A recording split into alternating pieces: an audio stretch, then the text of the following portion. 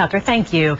Well, it might not seem possible, but it has now been 20 years since the Berlin Wall fell, ending nearly 30 years of a divided Germany. And today, there will be a special event commemorating this historic event. Senator Ben Cardin is speaking at this event. It's taking place at the Newseum a little later this morning. He joins us live with details. Senator, good morning. Allison's pleasure to be with you. Well, we'll talk about why you're there in a little bit, but I got to say you're standing in front of history. For those who are watching who don't know the significance, could you just tell us how very huge this moment in history was 20 years ago? Well, the Berlin Wall not only divided a city and a state, it divided a continent, and it was the symbol of totalitarianism and communism. And when a question was asked to a reporter to East German officials about when the wall would be open, and the official responded by saying it would be opened that day, it changed the future of Europe. And today we celebrate that 20 years in which the wall has been down. But we also dedicate ourselves to the fact that there are still walls up that deny people the basic rights that they're entitled to. And we really dedicate ourselves to help people whose voices still need to be heard.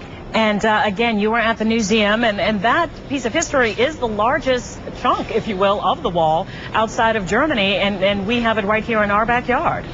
We do. I have a little piece in my office. I was in Berlin when the wall was coming down, and it was a moment in history for me to be actually take a hammer and knock down part of the wall. Wow. And as you said, you are joining fellow members of Congress, speaking at an event called Where Walls Still Stand, because the fight, as you said, for democracy, freedom around the world is not over.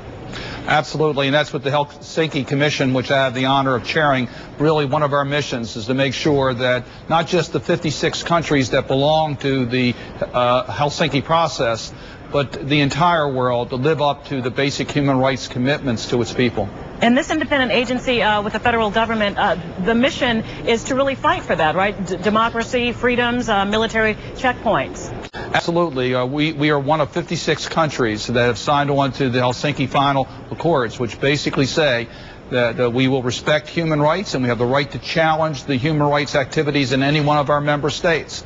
And that we're going to work not only for security and prosperity, but also for human rights, because they're all linked together. For those who are watching, and we talked about you could be in, we talked about this yesterday, Senator, we could have a child in college who might not have ever known about the significance of this. So for those who are watching, what would you hope the message to resonate would be?